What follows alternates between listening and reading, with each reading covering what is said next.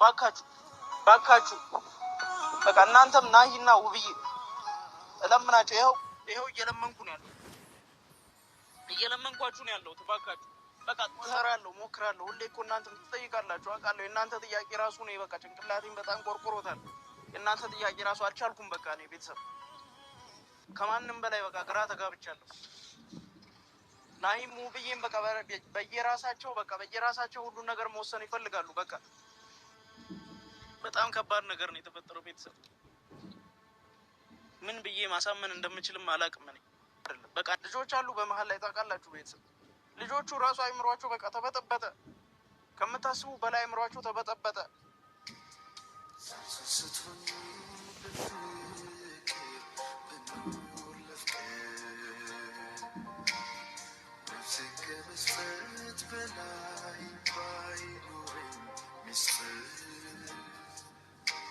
ቤተሰብ እኔ በጣም ተደብሬያለሁ። በጣም ደብሮኛል ምላችሁ። እኔ አሁን እዚህ ጋር ራሱ እናንተ ማወቅ ስላለባችሁ ብዬ ነው እንጂ የመጣሁት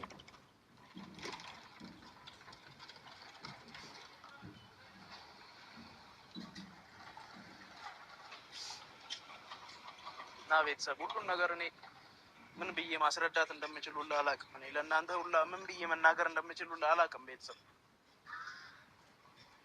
በጣም ከባድ ነገር ውስጥ የገባ ነው። በጣም ከባድ እውነቴን ነው የምላችሁ ቤተሰብ። ውብዬ ያን ሁሉ ነገር አሳልፋ ናሂም ምን ያህል መስዋዕትነት እንደከፈልን ታውቃላችሁ። ለሁሉም ሰዎች ምን ያህል መስዋዕትነት እንደከፈልን ታውቃላችሁ። ሁላችንም በየድርሻችን በየበኩላችን ያን ሁሉ ነገር አድርገን ጠፍተዋል። አውቃለሁ፣ ሰሞኑ አውቃለሁ፣ እንደጠፉ አውቃለሁ። እናንተም ታውቃላችሁ። ያው እኔ ነገሮችን ለመደባበቅ እየሞከርኩ ነው ያለሁት። ነገሮች እንዲስተካከሉ እየሞከርኩ ነው ያለሁት። ማለት እናንተ ጋር አውጥቼ እንደዚህ ማለት አልፈለግኩም ነበር። እኔ ቤተሰብ በቃ ምን አይነት ነገር ውስጥ እንደገባን ሳላስብ በቃ ነገሮች ሁሉ ብልሽት ብለዋል። በቃ ቤተሰብ እኔ መሮኛል እውነት። በቃ እኔ ለእናንተ ራሱ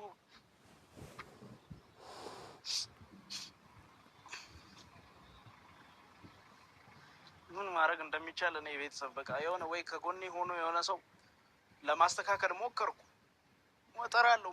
ሁሌ እኮ እናንተም ትጠይቃላችሁ አውቃለሁ። የእናንተ ጥያቄ ራሱ ነው በቃ ጭንቅላቴን በጣም ቆርቆሮታል። የእናንተ ጥያቄ ራሱ አልቻልኩም። በቃ እኔ ቤተሰብ በቃ የእናንተን ጥያቄ ራሱ መመለስ እፈራለሁ። አሁን ላይ እውነት ከደረሰብን ነገር አንጻር በቃ እንዴት እነሱ አሁን ሰላም ሆነን እየኖርን እንደሆነ ነው የሚሰማው። በቃ ሁሉ ነገር ሲጠፉ በቃ እኔ ለምን ጠፉ? እኔ ሁለቱንም እየሄድኩ እንትን እላለሁ። ግን በቃ ነገሮች ተገላቢጦሽ ነገር ሆኑ። ሁሉም ነገር ተገላቢጦሽ ሆነ። ምን ማድረግ እንደምንችል ምን መሆን እንደምንችል በቃ እኔ ግራ ገብቶኛል ቤተሰብ። እውነት ያው እንደምታየው ነው። በጣም ግራ ተጋብቻለሁ። በቃ እኔ እነሱም ደስተኛ እየሆኑ አይደለም። ልጆች አሉ በመሀል ላይ ታውቃላችሁ ቤተሰብ። ልጆቹ ራሱ አይምሯቸው በቃ ተበጠበጠ፣ ከምታስቡ በላይ አይምሯቸው ተበጠበጠ። እኔ እንኳን እንደዚህ እያሰብኩ አይምሮዬ በቃ እየተረበሸ ባለበት ሰዓት የእነሱ ደግሞ አስቡ ቤተሰብ።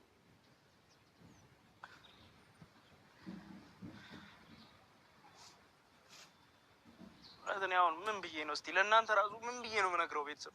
ምን ብዬ እነግራለሁ ለእናንተ? በጣም ከባድ ነው እውነት ቤተሰብ፣ በጣም ከባድ ነው። ነገሮችን ለማስተካከል እየሞከርኩ ነው ቤተሰብ። ሳይታወቅ እየሞከርኩ ነው። ማንም ሳያውቅ እየሞከርኩ ነው ያለሁት።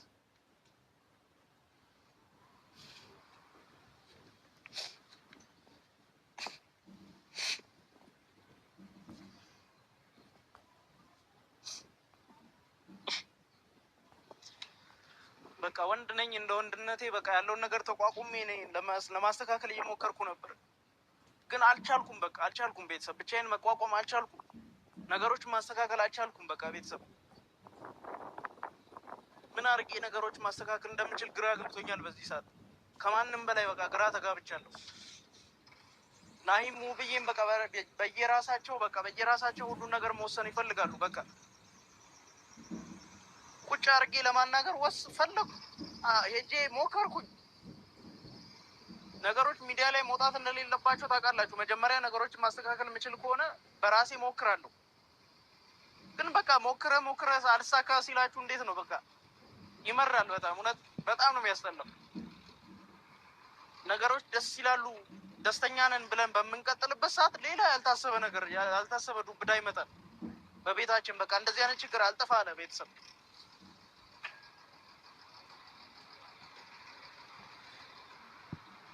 ምን አድርጌ እኔ አናገርኩ፣ ከጎኔም ያሉትን ሰዎች አናገርኩ፣ ለመጠየቅ ሞከርኩኝ። ግን በቃ ስለነሱ በቃ ሁሉም ሰው በዚህ ሰዓት አሁን ተማሮ ነው ያለው። ናሂም እንደምታስቡት አይደለም፣ እንደ ድሮ አይደለም። ቤተሰብ የለም ቤት በቃ ከቤት አይመጣም። ያው ወጥቶ ስንት ቀኑ ያው እኔ ባለበት እጄ ለማናገር ሞከርኩ።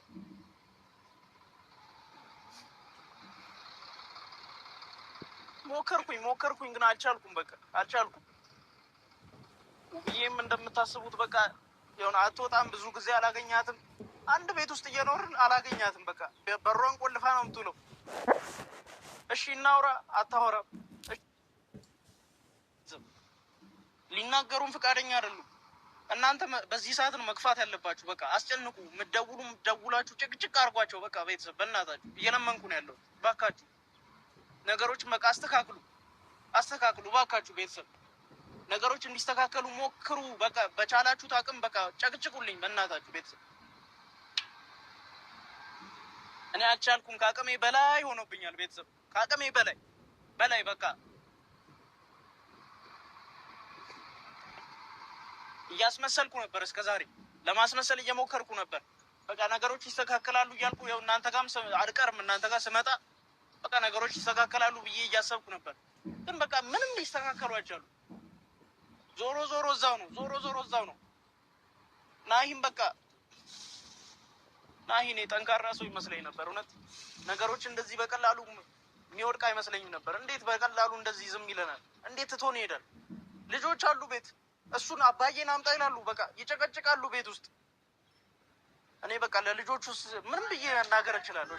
ምን ብዬ ልናገር? እሺ አባዬ ይላል ባባ። ታውቃላችሁ ሁሉን ነገር።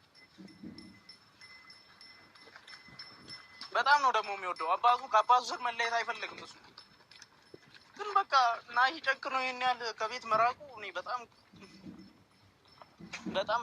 አስጨንቆኛል። እኔ እውነት አሁን ምን ውስጥ ይሁን ምን ይዋጣው ምን የት ውስጥ ይግባ አላውቅም። በቃ እኔ ቤተሰብ ያለበትን አድራሻ አይነግረን፣ ያለበትን ቦታ አይነግረን። ነገሮችም እንዴት ማስተካከል እንደምችል በቃ እያሰብኩ ነው ያለሁት። እና በቃ እናንተም የተቻላችሁትን የድርሻችሁን ተወጡልኝ። በቃ እኔ ቤተሰብ እናንተም የድርሻችሁን ተወጡ። ሲቀጥል ደግሞ ናሂ ታያለህ አይደል? ይህን ቪዲዮ ውብዬም ታያለሽ። ባካችሁ እንደዚህ እያለቀስኩ ያለው ይኸው ተንበርክኬ እለምናለሁ። ባካችሁ በቃ እናንተም ናሂና ውብዬ እለምናቸው። ይኸው እየለመንኩ ነው ያለው፣ እየለመንኳችሁ ነው ያለሁት። ባካችሁ በቃ ታረቁ፣ እንድትታረቁ ፈልጋለሁ። በቃ እኔ ታርቃችሁ ያለውን ነገር እንድትፈቱ ፈልጋለሁ። ቤተሰብ ታርቃችሁ ያለውን ነገር ማየት ፈልጋለሁ። እንደዚህ ሆናችሁ መቀጠል የለባችሁም። ያው እየለመንኩ ነው ያለሁት፣ እየለመንኳችሁ ነው ያለሁት። ያው ዝቅ ብዬ እየለመንኩ ነው ያለሁት። ባካችሁ በቃ ነገሮችን ፍቱ። ናሂ ጠንካራ ሰው ነው፣ ውብዬም እንደዛው። ታውቃለህ ያን ሁሉ መስዋዕት ከፍላችኋል። እሷም ለትዳሯ ከፍላለች፣ አንተም ለትዳር ከፍላል። ነገሮች ታዲያ እንዴት እንደዚህ በቀላሉ መንገድ ትጣላላችሁ? እንዴት ትራራቃላችሁ? ምን እንደሆነ ሳታስረዱት።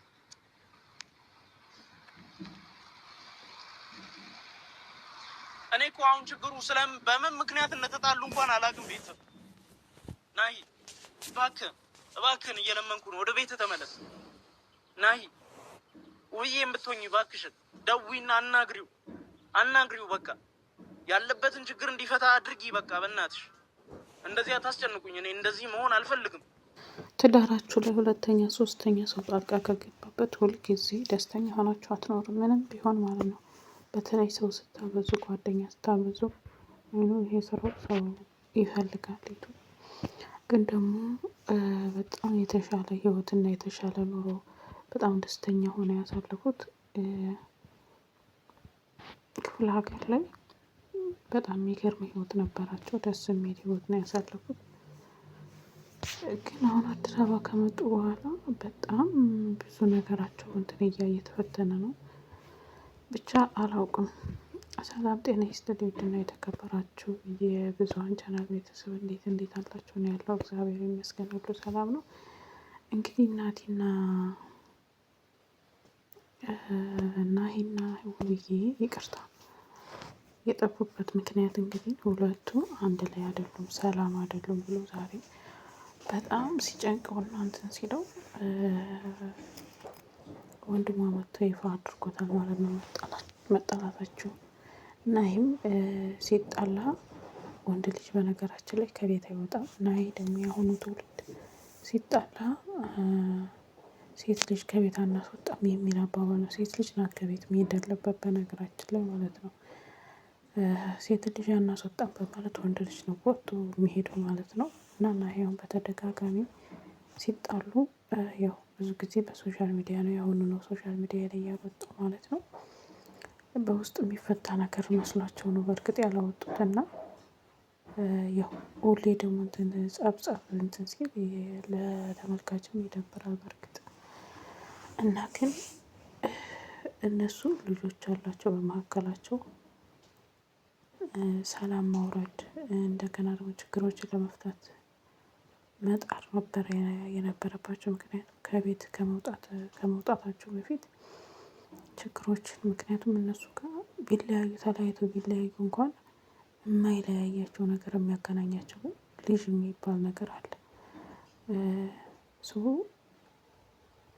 ተስማምተው በነገራችን ላይ በህይወታችሁ በዙሪያችሁ ብዙ ሰው በትዳራችሁ የሚገባ ከሆነ ይሄ ደግሞ እርኩስ መንፈስ ምናምን እንትን የሚል ከሆነ በጣም እንትን ይላል። በእርግጥ ደግሞ ለምን ይሄ ሆነ ለምን እንደዚህ ሆነ ማለት አትችሉም። እግዚአብሔር የሚወደውን ሰው ነው የሚፈትነው።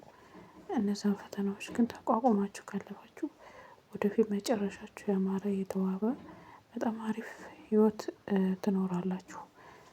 ግን እስከሚያልፍ ያ ነገር በጣም ትዕግስት ይፈልጋል።